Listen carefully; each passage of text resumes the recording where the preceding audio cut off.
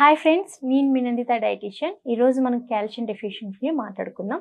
So calcium deficiency వస్తే ఎలాంటి symptoms వస్తాయి, ఏ ఏజ్ గ్రూప్కి ఎక్కువగా కాల్షియం డెఫిషియన్సీ ఉంటుంది, అండ్ ఏ ఏజ్ గ్రూప్ వాళ్ళు ఎక్కువగా ఎంత కాల్షియం తీసుకోవాలో మనం ఈరోజు మాట్లాడుకుందాం.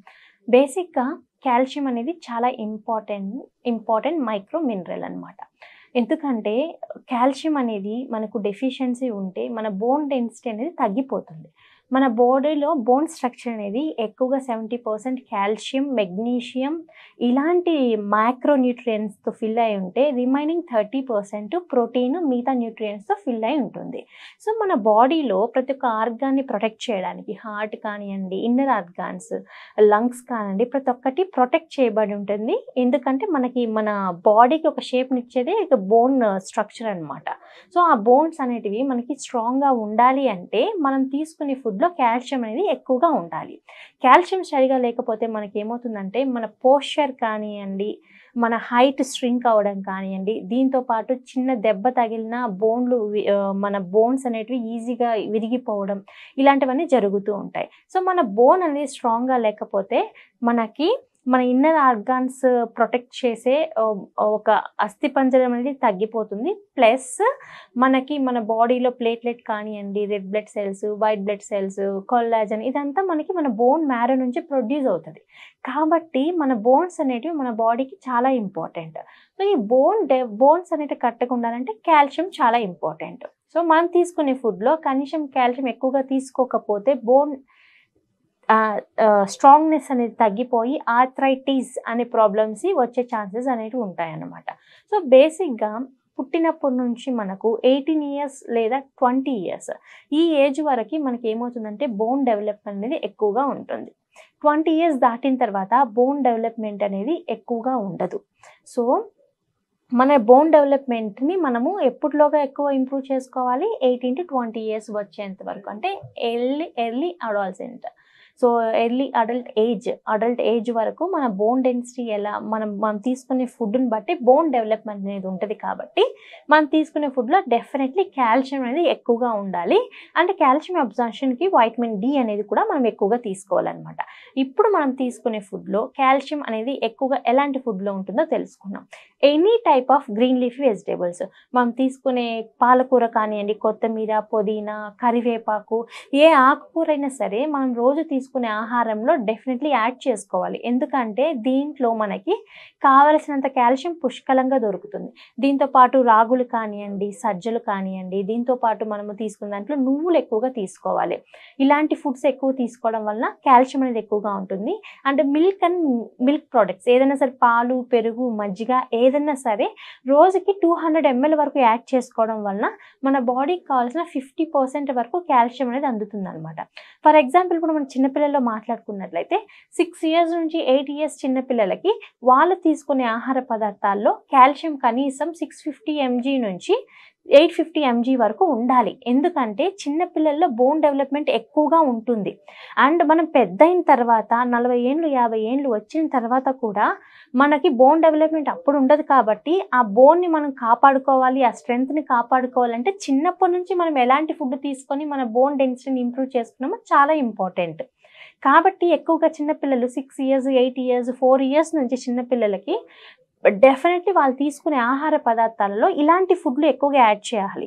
అండ్ ఎండలో ఎక్కువగా ఆడుకోవాలన్నమాట. ఎర్లీ మార్నింగ్ కానీ, లేట్ ఇన్ ద ఈవినింగ్స్ కానీ ఎండలో ఆడుకోవడం వల్ల మనకి ఏమవుతుందంటే మన బోన్ డెన్సిటీని ఇంప్రూవ్ చేసి కాల్షియం అబ్జార్ప్షన్ చేయడానికి కావాల్సిన వైటమిన్ డి అనేది పుష్కలంగా దొరుకుతుంది. ఈ రోజుల్లో మనం మాట్లాడుకున్నట్లయితే out of 10 people 6 to 7 people vitamin D డెఫిషియన్సీతో సఫర్ అవుతున్నారు. మన భారతదేశంలో కావాల్సినంత ఎండ అనేది ఎక్కువగా ఉంటుంది. కానీ స్టిల్ వైటమిన్ డి డెఫిషియన్సీతో సఫర్ అవుతున్నారంటే ఎంతవరకు మనం ఎండకి ఎక్స్పోజ్ అవుతున్నాం అండ్ ఎంతవరకు మనం వైటమిన్ డి ఫుడ్స్ తీసుకుంటున్నామో తెలుసుకోవాలి. మష్రూమ్స్ కానివ్వండి, ఓట్స్ కానివ్వండి, పాలు, గుడ్లు ఇలాంటివి ఎక్కువ తీసుకోవడం వల్ల మనకు కావాల్సిన వైటమిన్ డి అనేది వస్తుంది. సో కాల్షియం అబ్జార్ప్షన్కి వైటమిన్ డి అనేది చాలా ఇంపార్టెంట్. వైటమిన్ డి డెఫిషియన్సీ ఉన్నా సరే మన బాడీలో కాల్షియం అబ్జార్ప్షన్ అనేది జరగదు. దీంతో పాటు నెర్వ్స్, మన నరాల యొక్క శక్తిని పెంపొందించడానికి కూడా కాల్షియం అనేది చాలా ఇంపార్టెంట్ న్యూట్రియంట్ అనమాట. సో మనం తీసుకునే ఫుడ్లో కనీసం పెద్దవాళ్ళకి అంటే 20 ఏళ్ళ నుంచి 40 ఏళ్ళు ఉన్న వాళ్ళకి 18 ఏళ్ళు దాటిన ప్రతి ఒక్కరికి కనీసం 1000 mg వరకు కాల్షియం అనేది ఇంపార్టెంట్. అండ్ ప్రెగ్నెంట్‌గా ఉన్నప్పుడు డెలివరీ అయిన తర్వాత 1200 mg వరకు అండ్ మెనోపాజ్ అంటే 40-45 ఏళ్ళు దాటిన తర్వాత పీరియడ్స్ అనేటివి ఆడవారికి ఆగిపోతూ ఉంటాయి. అప్పుడు హార్మోన్ ఇంబాలెన్స్ వల్ల కాల్షియం రిక్వైర్మెంట్ ఎక్కువగా ఉంటుంది కాబట్టి 1200 mg వరకు మనము మెనోపాజ్‌లో కూడా తీసుకోవాల్సి వస్తుందన్నమాట. సో, ఇప్పుడు మనం కాల్షియం ఎక్కువగా ఉండే ఫుడ్స్ అంటే ఓట్స్ కానియండి, ఆల్ టైప్ ఆఫ్ మిల్లెట్స్, ఎక్కువగా రాగులు, సజ్జలు, దీంతో పాటు అన్ని రకాల ఆకుకూరలు, నువ్వులు, దీంతో పాటు పాల సంబంధిత పదార్థాలు, డ్రై ఫ్రూట్స్ ఎక్కువగా అంటే వీటిల్లో మనకి ఎక్కువ మోతాదులో కాల్షియం అనేది దొరుకుతుంది. సో, మనం డైలీ తీసుకునే డైట్‌లో ఇలాంటి ఫుడ్స్ ఎక్కువగా ఇంక్లూడ్ చేసుకోవాలి. అండ్ ఈ ఫుడ్ బోన్ డెన్సిటీకి సరిపడా వైటమిన్ డి మనకి సన్ కానీ, లేకపోతే మష్రూమ్స్, ఓట్స్, దీంతో పాటు మిల్క్, ఎగ్స్ ఇలాంటివి ఎక్కువ ఇంక్లూడ్ చేసుకోవడం వలన మనకి వైటమిన్ డి ప్లస్ కాల్షియం 2 దొరుకుతాయి. కాబట్టి ఇలాంటి ఫుడ్స్ మనము ఎక్కువగా ఇంక్లూడ్ చేసుకోవాలి.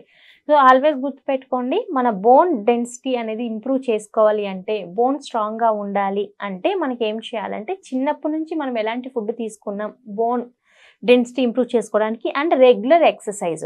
Only regular exercise, yoga, asanas వీటి వలన మాత్రమే మనం బోన్ డెన్సిటీని ఇంప్రూవ్ చేసుకోగలుగుతాం. మనకి ఇంకొక ఆప్షన్ లేదు. సో, మనం ఎంత ఎక్సర్సైజ్ చేసి, ఎంత మనము యోగా ఆసనాస్ ప్రాక్టీస్ చేస్తామో మన బోన్ డెన్సిటీ అనేది మనం అంత ఇంప్రూవ్ చేసుకోవచ్చు. అండ్ ఒకసారి 40 ఏళ్ళు దాటిన తర్వాత ఇప్పుడు మనం చూసినట్లయితే చాలామంది ఆర్థరైటిస్‌తో సఫర్ అవుతున్నారు. సో, ఎవరైతే ఒబేస్‌గా ఉంటారో అంటే ఉండవలసిన బరువు కన్నా వాళ్ళ హైట్‌కి ఎక్కువగా బరువు ఉన్న వాళ్ళు వాళ్ళ వెయిట్ అంతా మోకాళ్ళ మీద పడి, మోకాళ్ళ గుజ్జు అరిగిపోయి ఆర్థరైటిస్ లాంటి ప్రాబ్లమ్స్ స్టార్ట్ అవుతాయన్నమాట.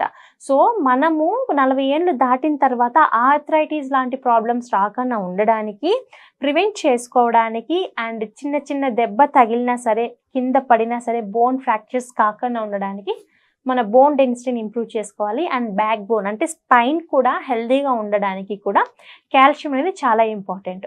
సో, మనకు ఎంత బాగా మనం కాల్షియం తీసుకుంటే మన బోన్ స్ట్రక్చర్ అంత బాగుండి బోన్ డెన్సిటీని ఇంప్రూవ్ చేసుకోవచ్చు. కాబట్టి మనం తీసుకునే ఫుడ్‌లో నేను చెప్పిన విధంగా కొన్ని ఫుడ్ ఐటమ్స్ యాడ్ చేసుకోవడం వల్ల బోన్ డెన్సిటీని ఇంప్రూవ్ చేసుకోవచ్చు.